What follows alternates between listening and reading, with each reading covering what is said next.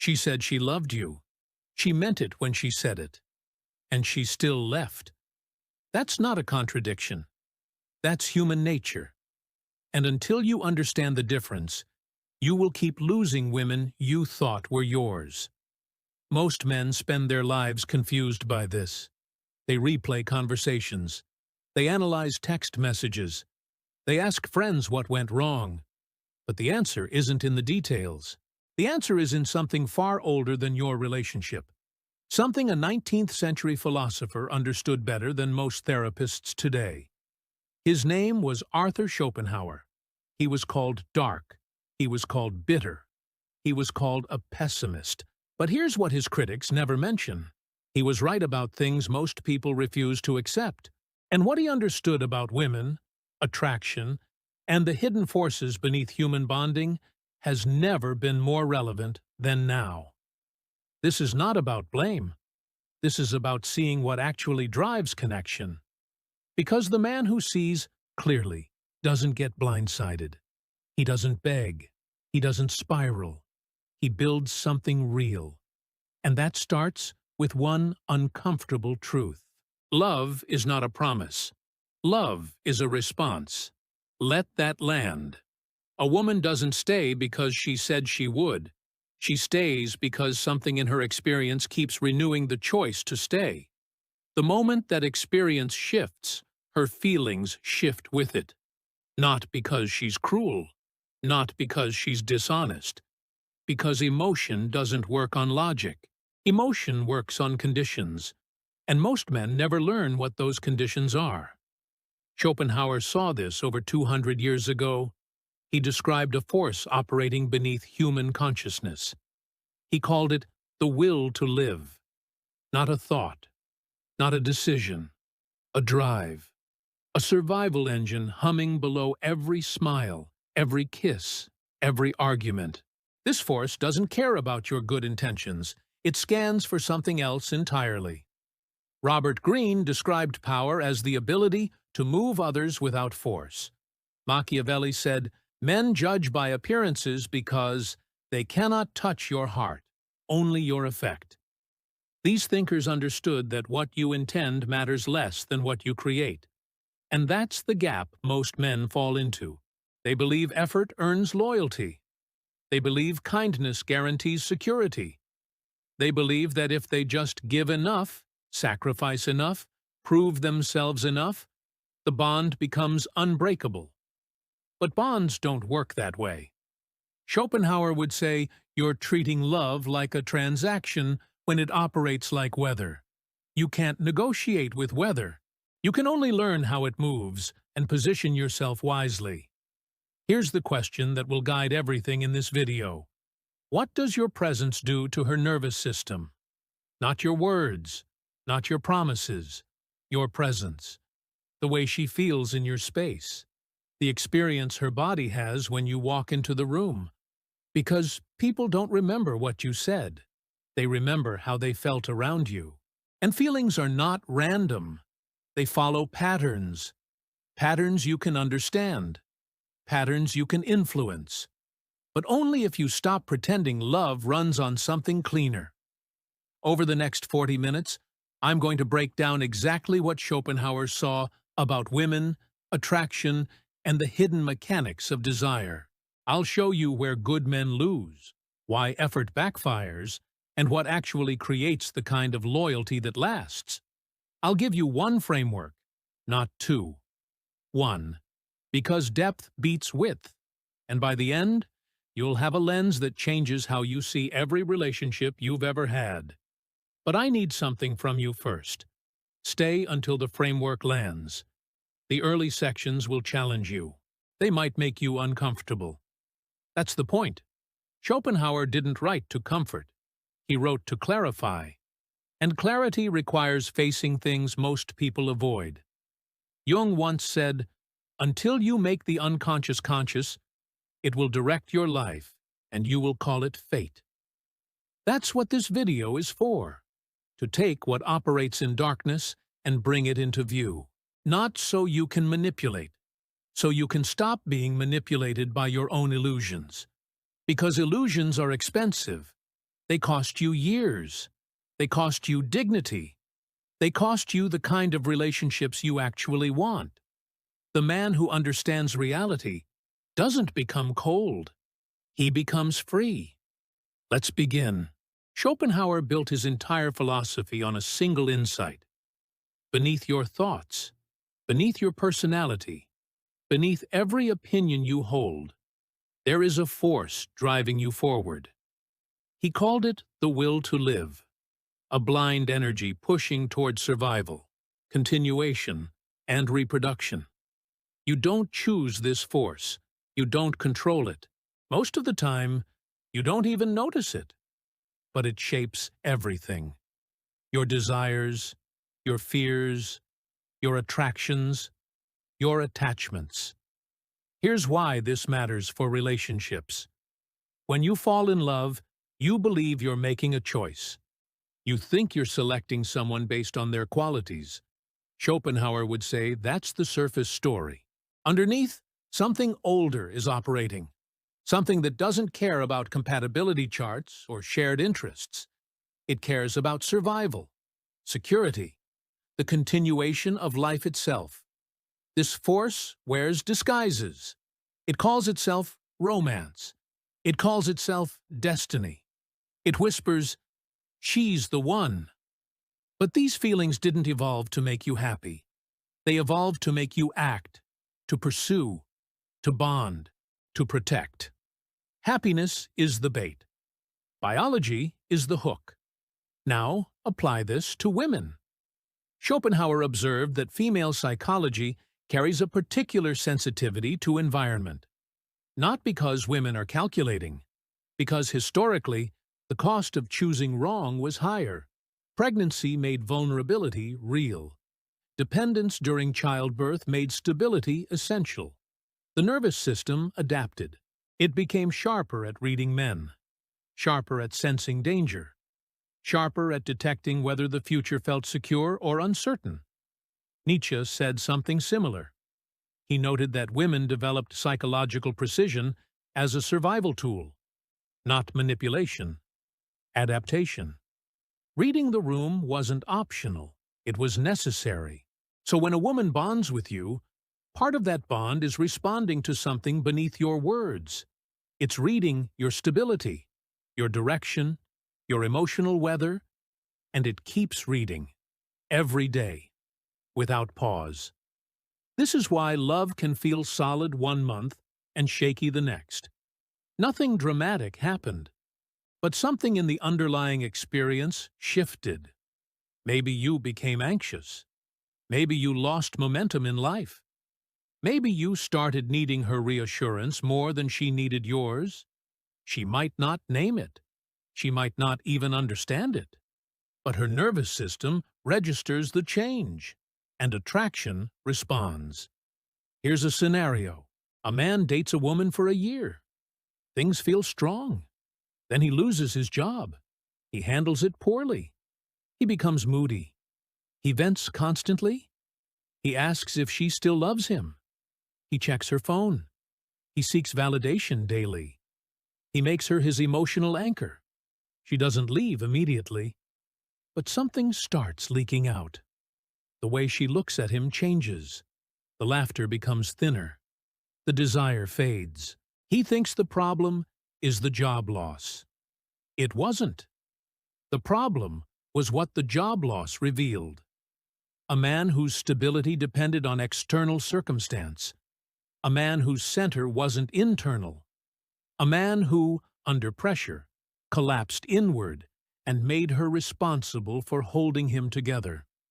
Schopenhauer would say the will to live in her started scanning for the exit. Not consciously, but the signals began. The bond stopped being renewed. This is where Machiavelli becomes useful. He wrote that men are kept loyal by either love or fear, but he warned that love is fragile because it depends on the other person's will. The wise leader secures himself not through hope, but through structure. Translate this to relationships. You cannot secure love through hope alone. You cannot expect loyalty just because you gave it. You must build something in yourself that sustains the experience she has with you. Structure, not begging. Presence, not performance. Freud noted that people repeat patterns unconsciously. They recreate dynamics from their past without realizing it. A woman who felt unsafe in childhood may be hypertuned to instability in men. A woman who felt smothered may pull away at the first sign of clinginess. These reactions aren't logical. They're conditioned. And if you don't understand this, you'll take everything personally. You'll think her withdrawal is about you. Sometimes it is. Sometimes it's about patterns she doesn't even know she's running. But here's what you can control: your own stability, your own direction, your own capacity to remain solid when life shakes. Because the deepest message you send is not in your words. It's in your posture. It's in how you handle pressure. It's in whether your mood depends on her mood. It's in whether your life has structure beyond the relationship. That's what the will to live in her is reading. And it never stops. Now we go deeper. Schopenhauer believed that beneath attraction lies a search, not for excitement, for security. But security doesn't mean what most men think. Security isn't money. It isn't muscles. It isn't promising you'll never leave. Security is an experience. It's what her body feels when she's with you. And that experience is shaped by forces most men never examine. Here's the truth that changes everything. She doesn't bond to what you say. She bonds to what she experiences repeatedly in your presence. If that experience is calm, strong, and steady, attachment grows. If that experience is anxious, reactive, or heavy, attachment dies. Even if you're kind, even if you're loyal, even if you mean well. Epictetus taught that we suffer not from events, but from our judgments about them. A man who reacts to every small moment as if it were a crisis creates a climate of chaos. A man who meets difficulty with composure creates a climate of safety. Women feel this climate. They don't analyze it. They absorb it. Let me give you a scenario. Two men face the same problem. Their partner is distant one evening. She's quiet, doesn't want to talk. Man 1 panics. He asks what's wrong 6 times. He assumes he did something. He apologizes for things he didn't do. He hovers. He pushes. He makes her silence about him. Man 2 notices but doesn't collapse. He gives space. He stays warm but doesn't demand explanations. He trusts that whatever she's processing, she'll share when she's ready. He doesn't need her mood to be good for him to be okay. Same event, 2 completely different experiences for her. Man 1 communicated dependency. His peace requires her peace. That's pressure. Man 2 communicated solidity. He can hold his own center even when she's off. That's safety. This is what Schopenhauer meant when he said, the will operates beneath reason. She doesn't think, man 1 is needy, and man 2 is secure. She feels it. Her body knows, and her attraction responds accordingly. Robert Greene wrote about the law of defensiveness. When you try too hard to convince someone, you trigger their resistance. The more you push, the more they pull away. Persuasion works through indirection. Attraction works the same way. You cannot pressure someone into desire. You cannot negotiate for passion. You cannot sacrifice your way to being wanted. The moment you make her responsible for your emotional state, you put weight on the relationship it wasn't designed to carry. And weight creates resentment, even if she loves you, especially if she loves you. Here's where Jung's shadow concept becomes powerful. Jung taught that we all carry hidden parts, traits we deny, needs we refuse to admit. When these shadow elements run our behavior unconsciously, they sabotage us. Many men carry a shadow need for validation. They don't admit it, but their actions reveal it. They overgive to feel valued. They over-explain to feel understood. They over-check to feel secure. And every one of these actions communicates the same message: I am not enough on my own. That message is attraction poison. Not because women are cruel, because the will to live in her scans for strength. And a man who needs constant proof of love signals that his foundation is weak. Marcus Aurelius said, "Very little is needed to make a happy life. It is all within yourself, in your way of thinking." This is not just philosophy. This is relationship strategy. When your stability comes from within, you stop bleeding neediness into every interaction. You stop interpreting her mood as a verdict on your worth. You stop making the relationship a court case where you're always defending yourself. And paradoxically, that's when she feels most secure. Because she can finally relax. She doesn't have to manage your emotions. She doesn't have to reassure you constantly. She can just be with you. And that's where real intimacy lives. Here's the principle.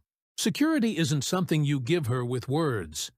It's something she experiences because of who you are.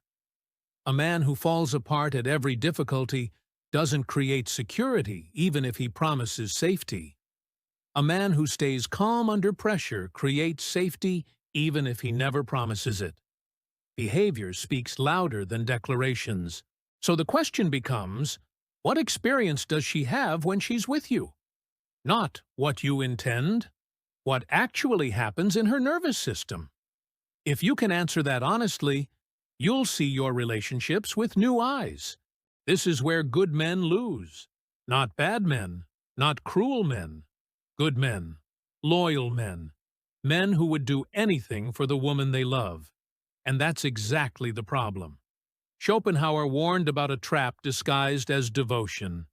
When a man makes a woman the center of his existence, he doesn't strengthen the bond. He weakens it. Because dependency changes everything. Let me explain how this happens. A man meets a woman. He falls in love. At first, he has his own life, his own purpose, his own friends and goals. She's an addition, not a replacement. The balance feels healthy, but slowly, things shift. He starts canceling plans to be with her. He stops pursuing his own interests. His happiness becomes linked to her presence. When she's happy, he's happy. When she's distant, he spirals. He doesn't notice the change. It feels like love. It feels like commitment. But what he's actually doing is contracting. His world is getting smaller. And as it shrinks, pressure builds. She starts to feel it. Not as something obvious, as something subtle. A heaviness. A sense that she's responsible for his well-being, a feeling that if she steps back, he'll fall apart. That's not romantic. That's a burden. Machiavelli understood this dynamic in power structures. He wrote that the one who cares less controls the relationship. Not because caring is wrong, because excessive investment creates imbalance. And imbalance breeds contempt.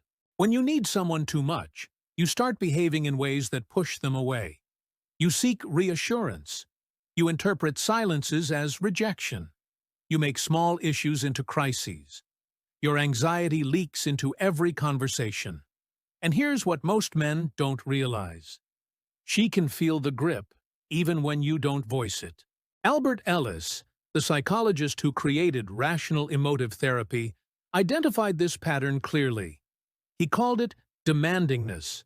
The belief that something absolutely must happen for you to be okay. When you demand that she prove her love, when you demand that she never pull away, when you demand constant closeness, you turn the relationship into a prison for both of you. She feels trapped. You feel anxious. Nobody wins. Now contrast this with what Schopenhauer called a man of inner sufficiency. This man loves deeply, but doesn't collapse without her. His identity doesn't depend on the relationship's status. He can experience distance without interpreting it as disaster. He has sources of meaning beyond romance. This isn't coldness, it's health. And here's the paradox. The man who needs her less is often the man she wants more. Because his presence feels clean. It feels free. There's no debt attached to his affection. He gives because he wants to, not because he needs to receive something back. Nietzsche spoke of the danger of resentment building in those who sacrifice themselves for others. The man who gives up everything for love eventually becomes bitter. He keeps a mental ledger of what he's owed. And when the balance isn't paid, he explodes. She's confused. She never asked for the sacrifices. But he made them anyway, and now expects repayment. This is dependency disguised as generosity. Here's a question you need to sit with. If she left tomorrow, would your life have structure? Would you have purpose? Would you have identity? Or would you be left holding nothing because you built everything around her? The honest answer reveals whether you're building love or building a trap. Jung would say that a man who loses himself in a woman hasn't integrated his own masculine energy. He's seeking completion through her instead of developing wholeness within himself. And wholeness is what she's unconsciously searching for. A complete man. Not a half man trying to use her as the missing piece. So what do you do with this? You rebuild the foundation. You reestablish pursuits that matter to you beyond the relationship. You restore friendships you let fade. You recommit to goals you abandoned. You stop making her your only source of meaning. Not to punish her. Not to play games. Because a man with a full life doesn't radiate desperation. He radiates stability. And stability is what the will to live in her seeks. This is where the real work begins. Not in figuring her out, in rebuilding yourself. Now we arrive at the structure that holds everything together. I promised one framework. Here it is. I call it the 3 pillars of unshakable presence. Master these, and you become the kind of man whose loyalty feels natural to give. Pillar 1. Emotional sovereignty. This is not coldness. This is ownership. Owning your inner state regardless of external circumstances. Schopenhauer said, most people are puppets, pulled by strings they can't see. Their moods depend on what others do. Their stability depends on validation. They react to every situation instead of responding with intention. Emotional sovereignty means cutting those strings. When she's in a bad mood, you don't catch it. When she's distant, you don't spiral.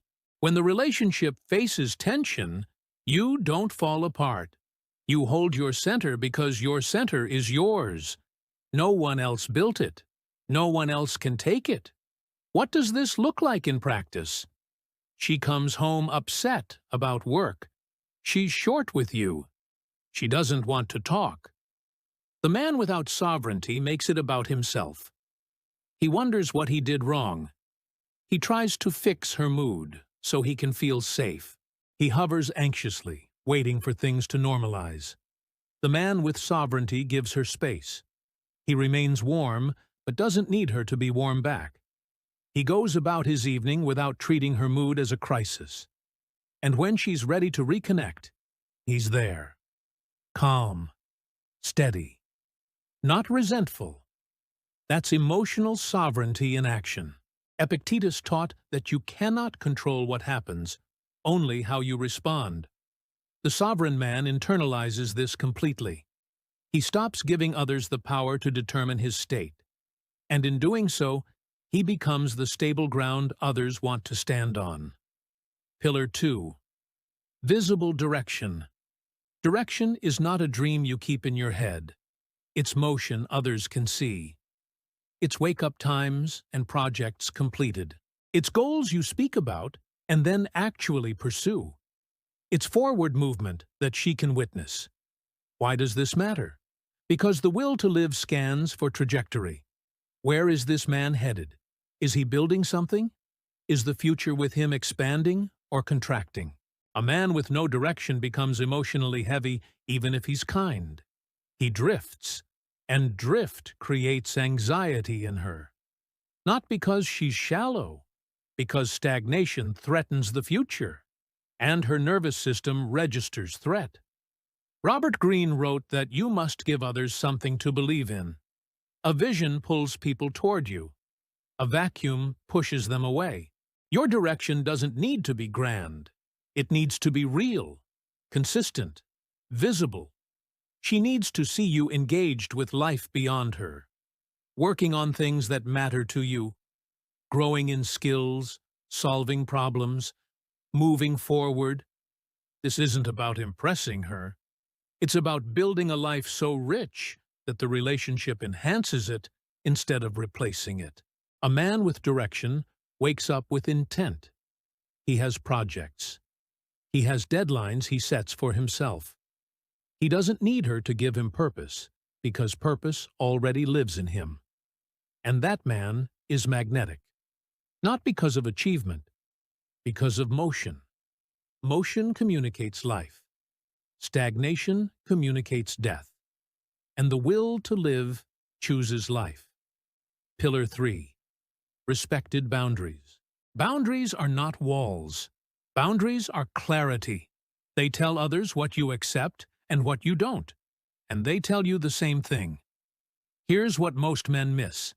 They think boundaries are about controlling her behavior. They're not. Boundaries are about defining your own standards. What treatment do you accept? What behavior do you tolerate? What compromises are you unwilling to make? A man with no boundaries becomes agreeable on the surface and resentful underneath. He says yes when he means no. He tolerates disrespect to keep peace. He abandons his standards, hoping it will earn him love. It doesn't. It earns him contempt. Marcus Aurelius wrote, "Never esteem anything as of advantage to you that will make you break your word or lose your self-respect." Self-respect is the boundary that contains all other boundaries. When you respect yourself, you don't accept treatment that violates that respect. Not with anger, not with drama, just with calm clarity. This is what I accept. This is what I don't. And here's what happens when boundaries exist. She relaxes, not because she wanted to mistreat you, because unclear boundaries create anxiety. She never knows where the lines are. She tests without realizing she's testing. And when nothing pushes back, she loses respect, because nothing solid is there to respect. Boundaries create shape. Shape creates safety. Safety creates the conditions where love can grow. These are the 3 pillars: emotional sovereignty, visible direction, respected boundaries. Notice something. None of these require changing her. They only require developing yourself. And that's exactly why they work. Knowing the pillars is not enough. You have to live them. Let me show you how these principles play out in real situations, because theory without application stays trapped in your head, and your relationships don't happen in your head. Situation 1. She starts pulling away. The old pattern. You notice distance.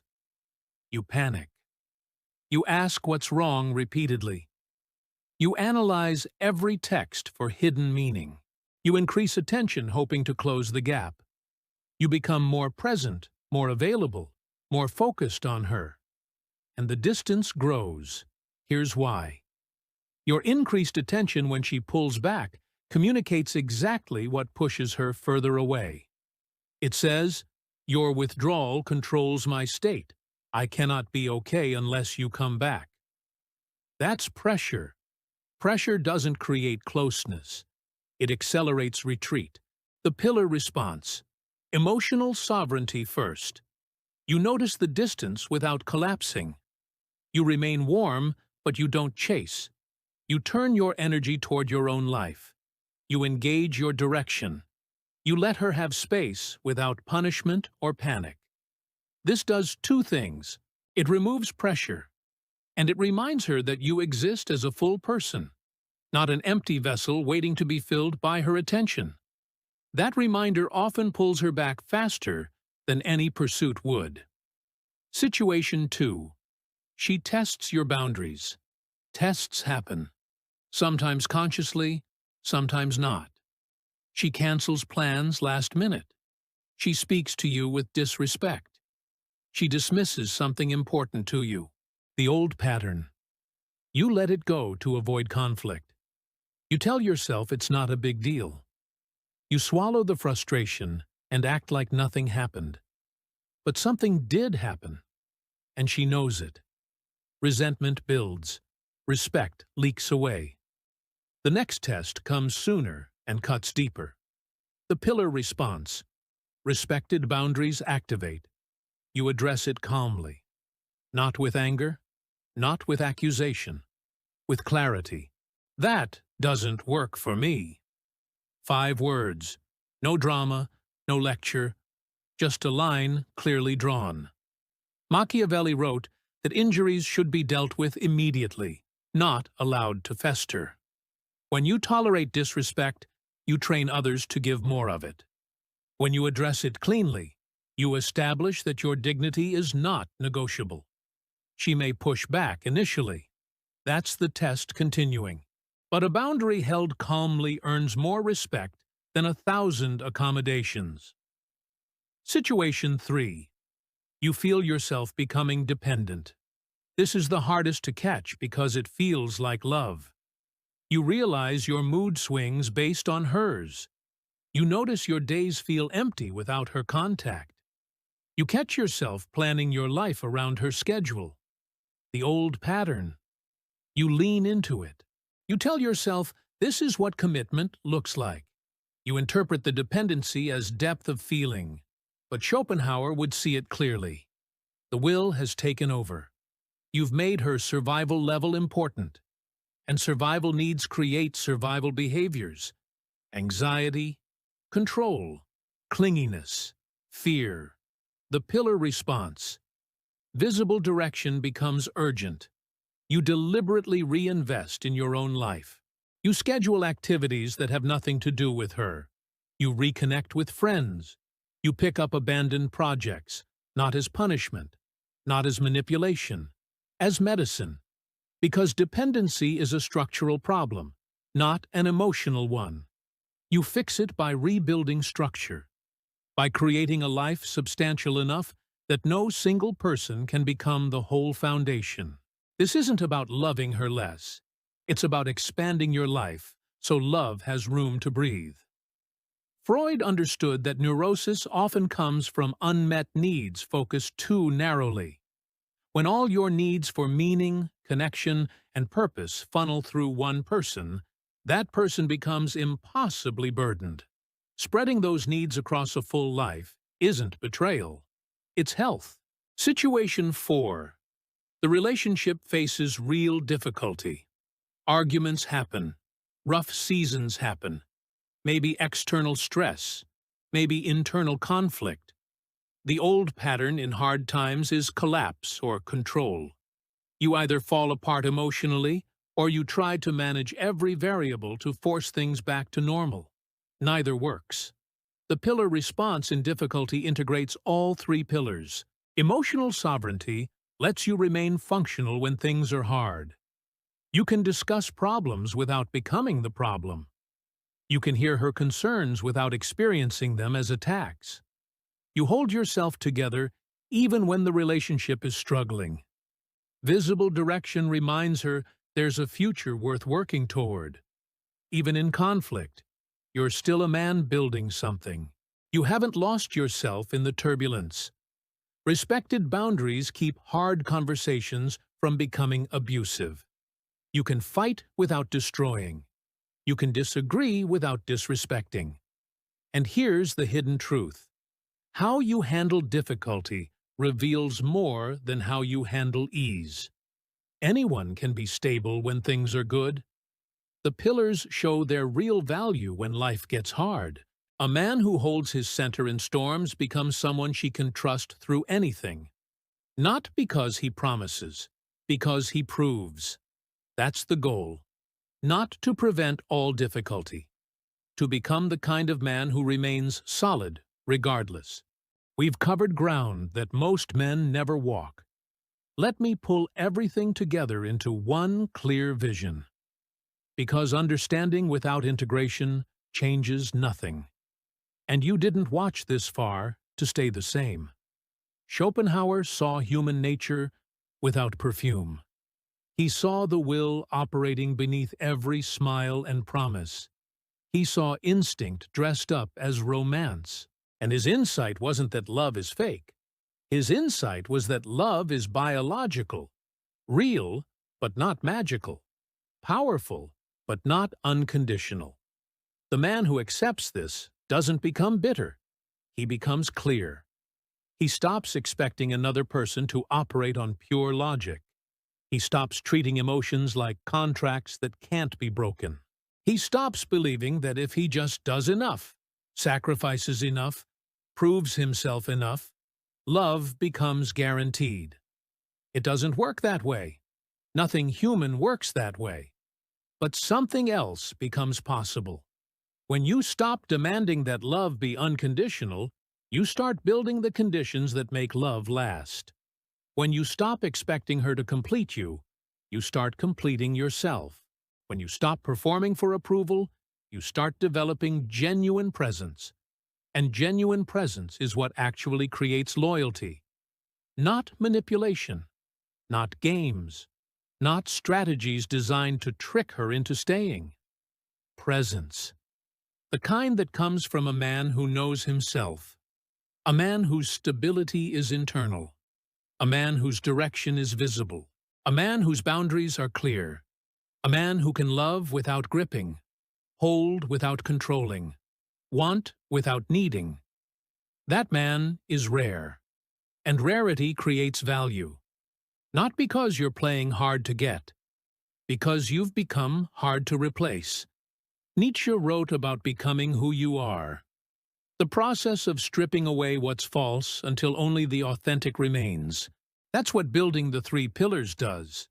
It removes the needy performances. It strips the desperate acts. It leaves behind something solid. And solid is magnetic. Not because women are shallow, because solidity is what the nervous system seeks. It's what the will to live scans for. Strength not measured in muscles, but in emotional architecture. Here's what I want you to take from Schopenhauer. Not darkness, not cynicism. Clarity. The clarity to stop building relationships on fantasy.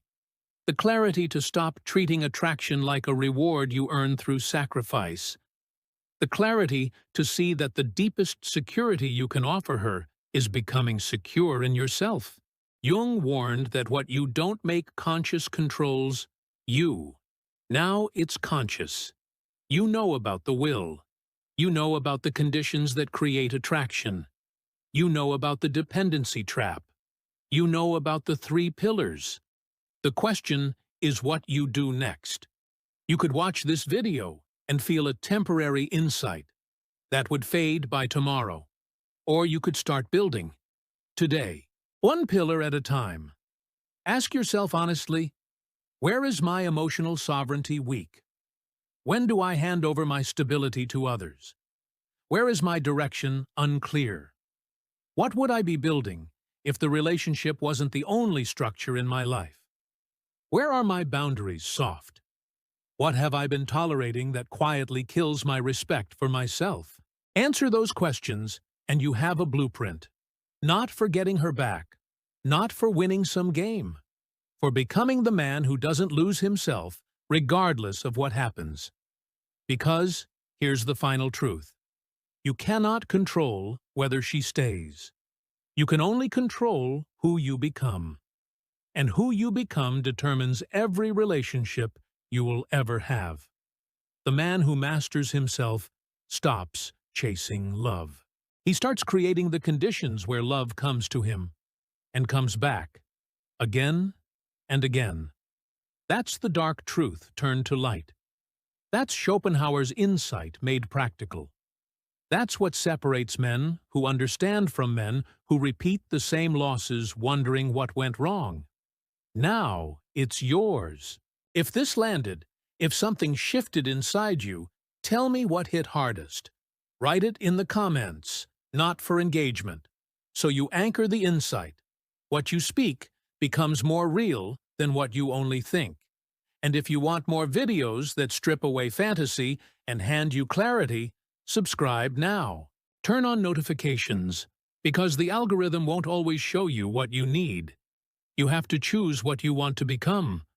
I'm not here to sell you comfort. I'm here to give you sight.